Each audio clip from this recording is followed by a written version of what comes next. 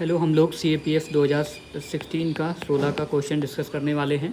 इसमें majority of the question NCERT से आए हैं। सारे के लगभग सारे क्वेश्चन का रेफरेंस आपको NCERT में मिल जाएगा 9th 10th में। कुछ कुछ क्वेश्चंस में स्टेटमेंट आपको देखोगे वो 11th या 12th स्टैंडर्ड से भी हैं, बट उसकी उतनी ज़रूरत नहीं है। अगर 11th एंड 12th में पूरा कमांड है तो life is easy for science. Okay, तो कुछ क्वेश्चन हम देखते हैं फ्रॉम साइंस साइड। तो ये क्वेश्चन आया था जीका वायरस। देखो, ये दिस क्वेश्चन इज़ फ्रॉम 2016 और उस समय जीका का बहुत ज़्यादा जिक्र होता था लाइक इन द न्यूज़। तो actually this question was current related, but yes this is related to virus and science. इसमें वायरस एक थीम है, वायरस बैक्टीरिया, इसको आप अलग से भी पढ़ सकते हैं। लेकिन जीका वायरस क्या होता है, युगांडा में और तंजानिया के आसपास 1947 में ही डिस्कवर किया गया था, 1947 में, when our country got independence. तो उस समय पर के आसपास ही ये जो है मंकी से ही इसको निकाला गया है। पहला स्टेटमेंट करेक्ट है। This is transmitted by day time activity by Andes mosquito, ये भी करेक्ट है। तो इसमें कुछ मैं बहुत ज़्यादा डिटेल में नहीं जाऊँगा। It does not cause mother to child infection, ये गलत है। It cause infection even to the child. और जीका वायरस का सबसे ज़्यादा जिक्र तभी होता है जब वुमेंस आर प्रेग्नेंट, ठीक है, तो उनको बचाया जाता है, क्योंकि जो बच्चे हैं उनके फेटस का डेवलपमेंट नहीं हो पाता, उनके ब्रेन का डेवलपमेंट नहीं हो पाता। और यही स्टेटमेंट 4 भी है, Zika virus in pregnant women result in abnormal brain development of the foetus. तो ये सही है, बच्चों के मानसिक और मस्तिष्क का विकास नहीं हो पाता जीका वायरस की वजह से। तो बच्चों में तो ट्रांसमिट हो ही रहा है। और C और D जो है, अगर आप पढ़ोगे तो ये क्या है, इंटर लाइक ये दोनों को रिलेट नहीं कर पा रहे हैं एक दूसरे से, मतलब अपोजिट लिखे हुए हैं। तो ये हमने जीका वायरस के बारे में देखा। बाकी ये करंट का क्वेश्चन था। अब हम चलते हैं कोर साइंस के क्वेश्चंस पे। कोर साइंस के क्वेश्चन में पहला क्वेश्चन है क्लास 10th के इलेक्ट्रिसिटी वाले चैप्टर से, जिसमें हमें पढ़ाया जाता है V=IR, यानी ओम्स लॉ में डायरेक्ट V=IR होता है।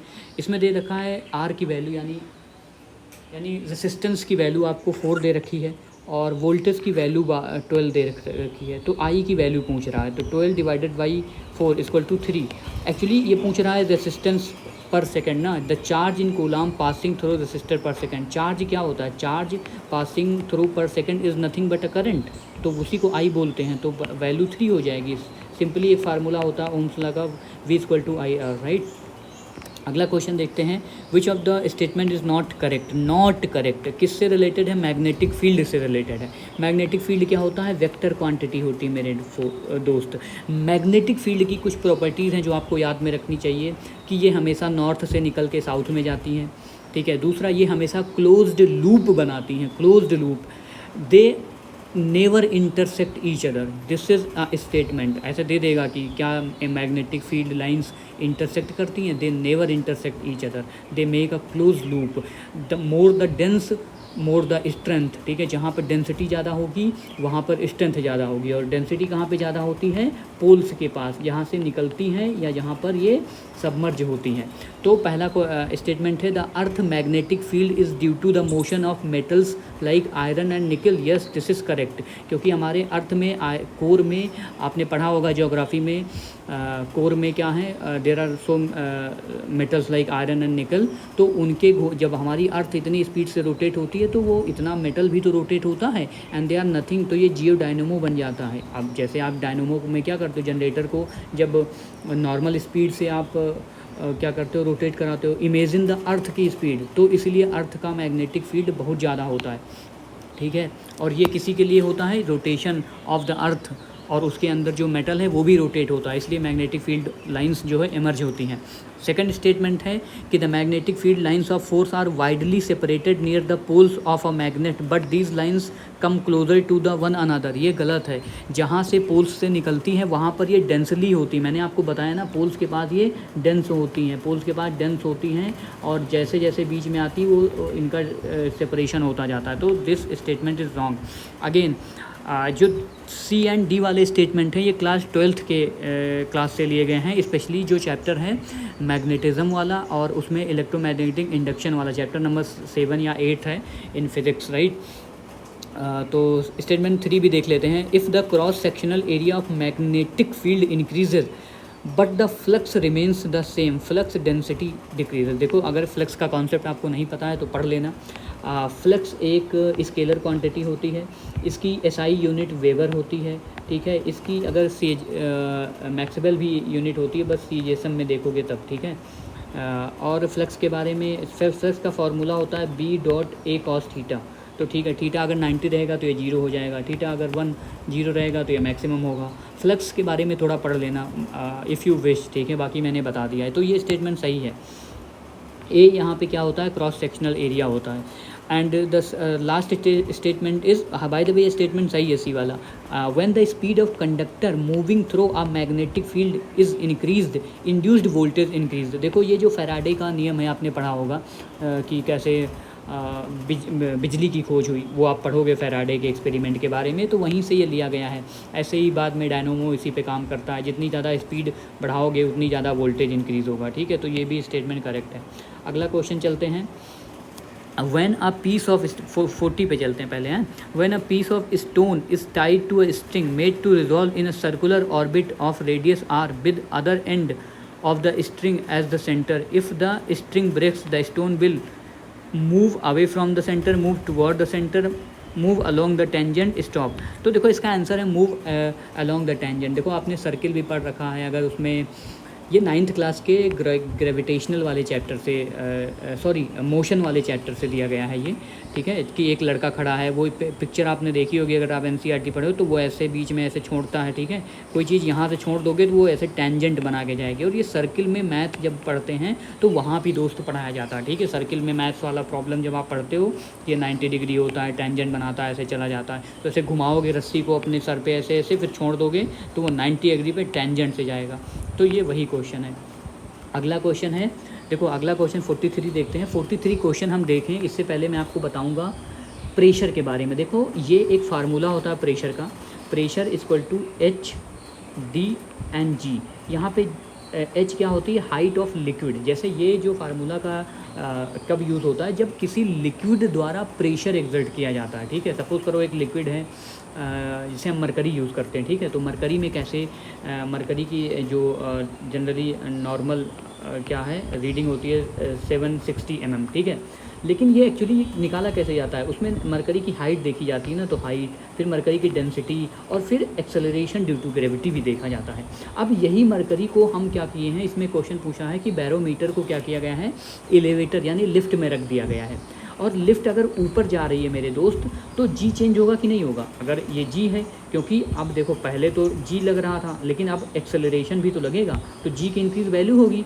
लेकिन मैं आपसे पूछूं कि अगर एलिवेटर चाहे ऊपर जाए, चाहे रेस्ट पे रहे, चाहे नीचे रहे, ठीक है, क्या एटमॉस्फेरिक प्रेशर इंक्रीज़ होगा या डिक्रीज़ होगा? एटमॉस्फेयर पे तो कोई एटमॉस्फेरिक प्रेशर तो सेम ही रहेगा ना। जब रो की वैल्यू सेम कर दोगे, और अगर जिसको सेम ही रहना है दोनों कंडीशन में, और जी की वैल्यू अगर इंक्रीज़ हो रही है यानी हाइट कम होगी, हाइट तो कम होना पड़ेगा ना सेम वैल्यू के लिए। सिंपल मैथमेटिक्स प्रॉब्लम है, आप समझो इसको। अगर जी हो रहा है, जी प्लस एक्सेलरेशन हो रहा है, तो हाइट को कम होना पड़ेगा, तभी तो v की वैल्यू बराबर होगी। तो आंसर बी हो जाएगा। ये क्वेश्चन आप देखना, इसमें कुछ ऐसा नहीं है, टफ आपको लग सकता है, बट अगर आपको ये वाला फार्मूला याद है तो, जिसमें प्रेशर इक्वल टू HDG, यहाँ पर डेंसिटी होती, क्योंकि डेंसिटी तो कोई चेंज नहीं होगी, मरकरी है मरकरी ही रहेगा, लेकिन एक्सेलरेशन चेंज हो रहा है, तो वो जो प्रेशर, जो मरकरी की हाइट है वो नीचे दिखाने लगेगी, बस यही होगा। अगला क्वेश्चन हम देख लेते हैं 42 नंबर का question. Acceleration due to gravity decreases with increase of altitude. सही बात है, ये स्टेटमेंट सही है और स्टेटमेंट करेक्ट ही पूछा गया है। तो इसको भी मैंने देखो लिख रखा है, पूरा कॉन्सेप्ट ही मैं आपको पढ़ा देता हूँ। एक्सेलरेशन ड्यू टू ग्रेविटी होता क्या है। देखो पहली बात तो ये रखो, चाहे हम इंसान हो, चाहे भालू हो, चाहे हाथी हो, सबके ऊपर एक्सेलरेशन ड्यू टू ग्रेविटी 9.8 ही लग रहा है पृथ्वी पे। ये क्यों लग रहा है? क्योंकि ये हमारे मास पे डिपेंड नहीं करता है, ये डिपेंड करता है मास ऑफ द अर्थ सरफेस, या फिर जिस प्लेनेट पे जाओगे उसके मास पे और उसकी रेडियस पे डिपेंड करेगा। तो पहली बात तो यही स्टेटमेंट पूछा जाएगा कि जैसे इसमें 4 स्टेटमेंट है कि acceleration due to gravity is independent of the mass of the earth. ये गलत है, it depends on the mass of the earth, but ये हमारे और आपके मास पे डिपेंड नहीं करता है। तो ये स्टेटमेंट इसलिए चौथा गलत हो जाएगा, ठीक है। और भाई अभी मैं आगे प्रूव कर रहा हूँ। और जी का फार्मूला ये होता है, ठीक है, it depends on the mass and the radius of the अर्थ। दूसरा, जब हाइट को इंक्रीज़ करोगे यानी जी में आर को ऐड कर दोगे, एच बढ़ाओगे तो जी की वैल्यू कम होगी कि नहीं होगी, तो अगर हाइट इंक्रीज करोगे तो जी की वैल्यू कम होगी, इसीलिए पहला स्टेटमेंट करेक्ट है। Acceleration due to gravity decreases with increase of altitude, तो ये करेक्ट हो जाएगा। लेकिन यहीं पर सी स्टेटमेंट देखो, acceleration due to gravity decreases with increase of latitude, ये गलत है, ठीक है। Acceleration due to gravity decreases with increase of altitude with increase, और ये क्या है, acceleration due to gravity decreases with increase of altitude, ये तो दोनों लैटिट्यूड की बात कर रहा है यार, लैटिट्यूड से कोई मतलब नहीं है इसमें। लैटिट्यूड पर भी हम देख लेते हैं, ये इंक्रीज़ होगा, लैटिट्यूड पे अभी हम देख लेते हैं, ठीक है। हाँ, ये बता रहा है कि इक्वेटर से पोल की ओर, लैटिट्यूड का मतलब ये है कि अगर आप इक्वेटर पे खड़े हो और पोल की तरफ जाओगे तो क्या acceleration due to gravity decrease होगी? नहीं भाई, इंक्रीज़ होगी। क्यों इंक्रीज़ होगी? क्योंकि जो पोल्स पे रेडियस होती है ना, पोल्स पे रेडियस होती है दोस्त, वो कम होती है। जैसे ये अर्थ है तो यहाँ पर अर्थ की रेडियस कम है, यानी आर की वैल्यू कम है, इसलिए यहाँ पर जी की वैल्यू ज़्यादा महसूस होगी। इसीलिए कोई अगर लैटिट्यूड वाइज जाएगा, इक्वेटर से पोल की ओर कोई जाता है तो वो वेट मतलब वो ज़्यादा उसके ऊपर acceleration due to gravity feel होती है, ठीक है। As the radius of earth increases from poles to equator, ठीक है, तो रेडियस जितनी ज़्यादा रहेगी जी की वैल्यू उतनी कम रहेगी, और इक्वेटर पे रेडियस ज़्यादा है, ठीक है, ये याद रखना। और पोल्स पे रेडियस छोटी होती है क्योंकि अर्थ की शेप थोड़ा ओबलेट जियोडाइड वैसा है ना, मतलब स्फेरिकल, प्रॉपर स्फेरिकल या प्रॉपर सर्किल तो है नहीं, ठीक है, हमारी पृथ्वी, तो ये याद रखना। अगला क्वेश्चन हम लोग देख लेते हैं 41, ये है नॉट ट्रू पूछा है, नॉट ट्रू पूछा है, तो gravitational force of earth acting on body of 1 kg in 9.8 newton metre. हाँ, तो ये बिल्कुल सही है कि सबके ऊपर देखो, ऊपर भी मैंने बताया 9.8 kg, अगर 1 kg है तो 9.8 न्यूटन ही लगेगा। The force acting on object of mass 5 kg moving with 5 kg moving with uniform velocity of 10 metre second on a frictionless surface is 0। बिल्कुल, देखो ये जो न्यूटन्स का फर्स्ट लॉ ऑफ मोशन है, या इनर्शिया के बारे में आप पढ़ोगे कि कोई चीज़ अगर force acting on an object mass 5 kg हो या 10 kg हो या 20 kg है, उससे मतलब ही नहीं है। लेकिन ये फ्रिक्शनलेस मोशन में जब तक जा रही है तो जा रही है, जाएगी, लेकिन ये तभी लगेगी जब तक इस पर कोई एक्सटर्नल फोर्स नहीं लगेगा। तो ये न्यूटन्स का लॉ ऑफ मोशन से ही है, ये भी स्टेटमेंट करेक्ट है। SI unit of weight is kg, weight की यूनिट kg होती है, ये तो गलत है ना। मास हम लोग जो आलू, भिंडी, गाजर लेने जाते हैं, ठीक है, उसकी यूनिट, उसको मास बोलते हैं, ठीक है, तो उसकी यूनिट क्या होती है? kg होती है। तो यही स्टेटमेंट गलत है। और उसके बाद में अगला, यही हमारा आंसर भी हो जाएगा। The momentum of mass having 100 kg walking with a uniform velocity of 2 metre per second is 20 newton second. बिल्कुल, जो होता है momentum equal to m equal to v होता है, ठीक है, m इक्वल टू v, ये मोमेंटम होता है। तो मास 100 है एंड v 2 है, तो ये तो 20 न्यूटन सेकंड हो जाएगा, राइट। तो ऑप्शन डी ही करेक्ट हो जाएगा, मतलब ऑप्शन 2 भी सही है, मतलब इसमें नॉट ट्रू पूछा था तो सी वाला आंसर हो जाएगा। अगला क्वेश्चन देख लेते हैं हम लोग 39। ये पूछा है स्केलर वेलोसिटी के, स्केलर क्वांटिटी या वेक्टर क्वांटिटी क्या होती है? देखो, स्केलर क्वांटिटी वही होती है जिसमें केवल क्वांटिटी है 19, 40, 50, 60, बट अगर किसी में क्वांटिटी के साथ डायरेक्शन भी फिजिक्स में दिया गया है, जैसे magnetic field of the line है, मैग्नेटिक फील्ड क्या है? वेक्टर क्वांटिटी है, क्योंकि इसकी डायरेक्शन भी देखी जाती है। और ऐसे भी आप देखोगे ये इम्पल्स में भी डायरेक्शन मैटर कर रहा है। तो इम्पल्स एंड मैग्नेटिक फील्ड, ये याद रखना, ये क्या होती हैं? वेक्टर क्वांटिटी होती है, इसमें वेक्टर क्वांटिटी पूछा है। बाकी प्रेशर, टेम्परेचर, ग्रेविटेशनल पोटेंशियल, ये सब क्या होती हैं? स्केलर क्वांटिटीज़ होती हैं। तो इसमें आंसर 1 होगा। इसमें आपको प्रेशर याद रखना, प्रेशर क्या है? स्केलर क्वांटिटी है। टेम्परेचर क्या है? स्केलर क्वांटिटी है। ग्रेविटेशनल पोटेंशियल क्या है? स्केलर क्वांटिटी है। वेक्टर क्या है? जिसमें डायरेक्शन भी होता है, वो इम्पल्स है, मैग्नेटिक फील्ड है। और मैंने अभी आपको फ्लक्स के बारे में पढ़ाया था, फ्लक्स क्या है? फ्लक्स भी स्केलर क्वांटिटी है, ठीक है। अगेन देखना है, नॉट करेक्ट 38 में पूछा गया है अबाउट ग्रेफाइट के बारे में। Graphite is a non metal. हाँ बिल्कुल, हमने क्लास 10th में पढ़ रखा है, एलोट्रॉप्स ऑफ कार्बन वाला चैप्टर आपको याद होगा, ठीक है। कैटनेशन के बारे में उसमें पढ़ाया गया है, कार्बन के बारे में। तो कार्बन का ही एलोट्रॉप्स होता है ग्रेफाइट, ये नॉन मेटल, बिल्कुल सही बात है। Graphite is allotropes of carbon, बिल्कुल सही बात है। Graphite is conductor of electricity, बिल्कुल, इसीलिए कहा जाता है पेंसिल में कभी कभी करंट, वो जो ग्रेफाइट वाली पेंसिल होती है, बट बच्चों को उसमें सॉकेट वॉकेट में नहीं यूज़ करना चाहिए, खासकर दूसरी तरफ से छील करके, यानी उसको अगर निकली हुई है बाहर तो। एंड ग्रेफाइट है टेट्राहेड्रल स्ट्रक्चर। देखो अगर आपको नहीं भी पता है तो यहीं पे सबसे टफ लग रहा है, जहाँ एग्जामिनर आपको कंफ्यूज कर सकता है। एक्चुअली टेट्राहेड्रल स्ट्रक्चर डायमंड का होता है, ये एनसीईआरटी में ही दे रखा है क्लास 10th में, और ग्रेफाइट का स्ट्रक्चर हेक्सागोनल होता है। तो यही स्टेटमेंट गलत है और हमारा ये सही हो जाएगा। अगला चीज़ है ब्लीचिंग पाउडर के बारे में। देखो ब्लीचिंग पाउडर क्या होता है। ब्लीचिंग पाउडर होता है, ये देखो, ये bleaching powder is prepared by the action of chlorine on dry slag lime, ये करेक्ट है। देखो इसका एक फार्मूला ही होता है, मैं कहाँ पे लिख के बता दूँ आपको, just give me moment. Bleaching powder का फार्मूला होता है ये CaOH, ठीक है, ये मतलब कैल्शियम हाइड्रोक्साइड है। इसमें अगर क्लोरीन गैस पास करा दोगे तो जो बनता है ना CaOCl2, यही होता है ब्लीचिंग पाउडर। और इसको देखो ये क्लोरीनेटेड लाइम होता है, ठीक है, ये CaO क्या है, लाइम है, और ये क्लोरीनेटेड है, क्लोरीन गैस पास दी कर गई तो ये क्या है, ब्लीचिंग पाउडर बन गया। लेकिन अब ये जो है इसके बारे में जो स्टेटमेंट दिया गया वो देखो क्या क्या अच्छे स्टेटमेंट है। Bleaching powder act as reducing agent. देखो यहीं पर आपको पढ़ा है, दो चीज़ें होती हैं, एक ऑक्सीडाइजिंग होती हैं, एक रिड्यूसिंग होती है। तो यहीं पे एग्जाम ने प्ले कर सकता है और उसने यहीं पे प्ले किया है। एक्चुअली ये ऑक्सीडाइजिंग एजेंट होता है, तो ये गलत है और यही हमारा आंसर सही होगा। Bleaching powder is also known as chlorinated lime, बिल्कुल, क्योंकि क्लोरीनेटेड लाइम भी इसको बोलते हैं, क्योंकि इसको बनाया ही जाता है क्लोरीन गैस पास करा करके। Use for disinfecting drinking water, हाँ, जो वाटर अगर इन्फेक्ट है तो उसको उसमें भी यूज़ किया जाता है डिसइंफेक्शन के लिए इसको, तो ये भी सही है। ब्लीचिंग पाउडर केमिस्ट्री में प्लास्टर ऑफ पेरिस एंड ये सब मैंने इससे पहले भी देखा था, बेकिंग सोडा, ये सब चीज़ें बहुत कंफ्यूजिंग है, देख लेना एक बार, ठीक है, ये बार बार क्वेश्चन पूछता है। देखो ये है सब्सटेंस इन हार्डनेस। देखो ये एक्चुअली अब ज्योग्राफी का क्वेश्चन कह लो या मिनरल्स का क्वेश्चन कर लो, क्योंकि ये क्वेश्चन कई डिफरेंट एग्ज़ाम में भी पूछा गया है, आप इंटरनेट पे सर्च करोगे तो मिलेगा। एक्चुअली एक मोहे स्केल होती है, ठीक है, ये मैंने लिख रखा है, मोहे की स्केल होती है। ये भी याद रखना कि मोह स्केल किस रेस्पेक्ट में यूज़ होती है। ये इंडेक्स ऑफ मिनरल हार्डनेस को बताती है, जो 1 से लेकर के 10 तक की रेंज में होती है। अगर 1 किसी की वैल्यू है तो मतलब वो थोड़ा सॉफ्ट है, बहुत सॉफ्ट है, लेकिन 10 है तो वो बहुत ज़्यादा हार्ड है। जैसे 10 वैल्यू होती है डायमंड की।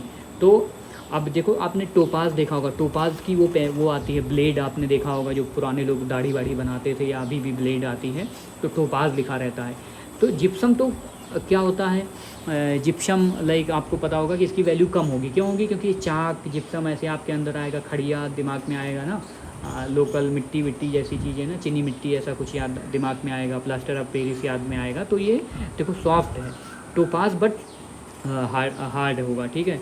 बीच में फेल्सफार आएगा, फिर फ्लोराइट आएगा, तो इसको अरेंज करना पड़ेगा। देखो ये टफेस्ट क्वेश्चन है, अगर आप नहीं जान रहे हो तो इधर मैंने लिख रखा है टॉक मतलब जो पाउडर हम लोग लगाते हैं, ठंडा ठंडा कूल, उसमें भी टॉक लिखा रहता है, टॉक, ठीक है। या जिप्सम की वैल्यू 2 होती है, फ्लोराइट की 4 होती है, फेल्सफार की 6 होती है, टोपाज की 8 होती है, डायमंड की 10 होती है। तो जितनी ज़्यादा वैल्यू मो स्केल में उतनी ज़्यादा हार्डनेस, तो इसको आप अरेंज कर सकते हैं। ये एडिशनल इन्फॉर्मेशन, इसको प्लीज़ कहीं पे लिख लेना, याद कर लेना,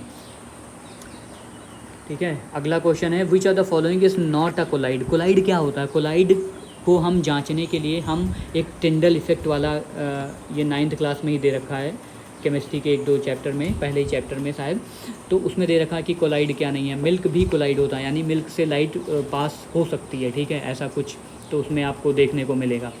मड, ठीक है, बटर, ये सब सस्पेंस के एग्जांपल होते हैं, लेकिन बोरिक एसिड ये नहीं है कोलाइड, ठीक है। तो बस ये याद कर लो। एक्चुअली क्लास 12th में जब आप जाएंगे, क्लास 12th की एनसीईआरटी में एक प्रॉपर केमिस्ट्री के आई थिंक 2 या 3 चैप्टर में, अभी मैं भूल रहा हूँ, प्रॉपर एक पूरा दे रखा है सस्पेंसन क्या होता है, कोलाइडल सोल्यूशन, एक चार्ट दे रखा है। मैं उसको फिर कभी आपको दिखा दूंगा या आप खुद भी सर्च कर लेना वो वाला, अगर आपने साइंस बैकग्राउंड से हैं तो आपको याद भी आ रहा होगा जो मैं कह रहा हूँ। एक पूरा चार्ट दे रखा था 3 कॉलम में, एक में कोलाइड्स ढेर सारे लिखे हैं, एक में सस्पेंस लिखे हैं, ऐसे ऐसे ना, और फिर उसमें ये भी लिखा है कि कौन वाटर से बना है, कौन गैस से वाटर से बना है, ऐसा ऐसा उसमें लिख रखा है।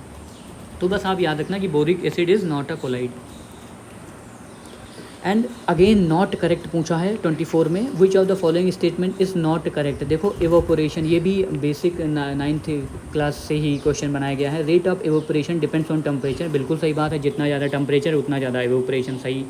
The rate of evaporation does not depend on surface area, ये तो गलत बात है, और नॉट करेक्ट पूछा है तो यही सही हो जाएगा। It depend on surface area, अपना कपड़ा अगर आप फैलाएंगे दूर दूर तो वो जल्दी, मतलब अपने कपड़े को अगर ऐसे रख देंगे तो वो सुबह से शाम तक नहीं सूखेगा, लेकिन उसको अगर आप खोल के प्रॉपरली एरेशन के साथ सरफेस एरिया बढ़ा के उसको सुखाएंगे तो जल्दी हो जाएगा। तो यही बात है। और तीसरा स्टेटमेंट क्या है, the rate of evaporation depends on humidity of the surrounding. Yes, ये भी सही बात है, ह्यूमिडिटी पे भी डिपेंड होता है। अगर ह्यूमिडिटी ज़्यादा है तो टाइम लगेगा, ह्यूमिडिटी जितनी ज़्यादा होगी तो मतलब it's already too much humid, तो ज़्यादा एवोपरेशन नहीं होगा, तो इसका इन्वर्स रिलेशन होता है। Rate of evaporation depends on wind screen, हाँ सही बात है, पंखे के सामने रख दोगे जल्दी सूख जाएगा। अगेन जो क्वेश्चन है, ठीक है, ये दो देखो, ये क्वेश्चन काफ़ी टाइम लग जाएगा। डिवाइस स्टॉपिंग रनिंग ऑफ, ये दोनों क्वेश्चन आप सॉल्व कर लेना से, देखो कि क्योंकि बहुत लंबा वीडियो बन जाएगा। 7 ये फिज़िक्स वाले दोनों आपके लिए हैं, इजी न्यूमेरिकल हैं, आप देख लेना, ठीक है। मैं ये केमिस्ट्री वाला करा देता हूँ। ये एक तो आइसोटोप के बारे में बार बार क्वेश्चन पूछता है। कार्बन का जो है ना, कार्बन को किस लिए, कल अर्थ की एज के लिए हम लोग बचपन से पढ़ते आ रहे हैं, कार्बन डेटिंग, तो age of the earth. Cobalt, treatment of cancer, sorry treatment, B का 3 हो जाएगा, तो 2 जगह है। आयोडीन का ए हो जाएगा, सी का 1 हो जाएगा। यूरेनियम डी का 4 हो जाएगा, तो ए ही करेक्ट हो जाएगा, ठीक है। यूरेनियम में फ्यूल की तरह यूज़ होता है, uranium fuel in nuclear reactor, uranium use होता है। अगला क्वेश्चन है, water at 273 K is less effective in cooling than ice at the same temperature, it is because. देखो अगर वाटर को भी 0 डिग्री, देखो 270 K का मतलब होता है 0 डिग्री सेल्सियस, पहले तो ये जानो, यानी कि वाटर भी 0 डिग्री पे है एंड आइस भी 0 डिग्री पे है। अब आपको बताना ये है कि इनमें से कौन सा ज़्यादा कूलिंग करेगा। अच्छा, कूलिंग करने के लिए क्या करना चाहिए, कूलिंग वो ज़्यादा कर सकता है जो इन्वायरमेंट से ज़्यादा हीट को एब्जॉर्व कर सके। अब देखो, जैसे मैं अगर आपसे पूछूं कि ये सिस्टम है, इसमें आपने आइस भी रख दिया, ठीक है, और इसमें आपने वाटर भी रख दिया, लेकिन जो आइस है, आइस क्या करेगी, ज़्यादा हीट रिमूव करेगी। अब पूछोगे आप कैसे, क्योंकि आइस जो है उसको अपनी अवस्था चेंज करनी है, अपना स्टेट चेंज करना है। पहले वो सॉलिड है, फिर वो लिक्विड बनेगा, इसीलिए वो ज़्यादा हीट अब्जॉर्व करेगी, तो ज़्यादा कूलिंग आसपास हो जाएगी। लेकिन water is already in liquid state, ठीक है, तो इसीलिए आप इसको आप समझ गए होंगे आई होप।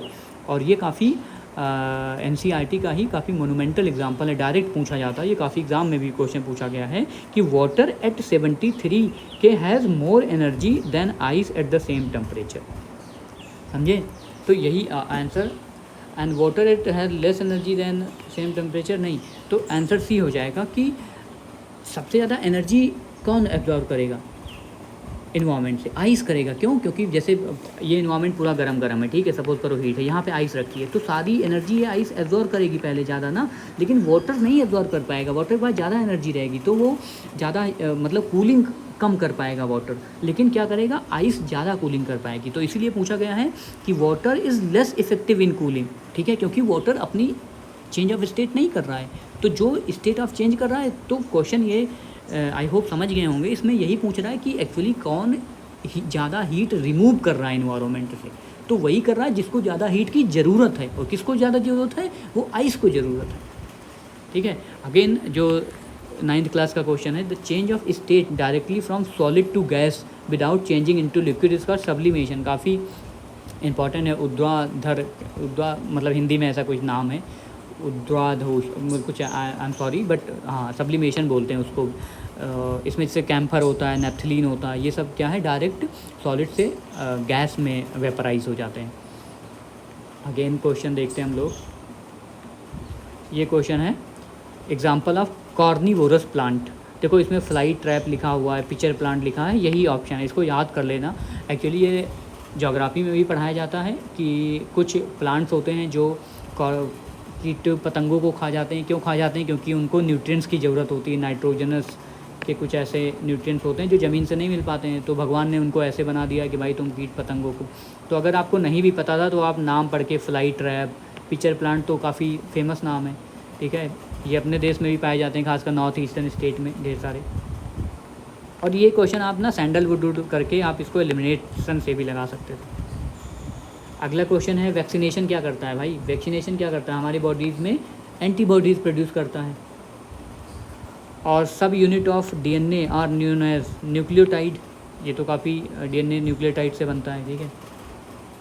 और अगला क्वेश्चन ये है कि इसमें क्या होता है, किंगडम, फाइलम, ऑर्डर, जीनस, ये गलत है, जीन्स बाद में आते हैं।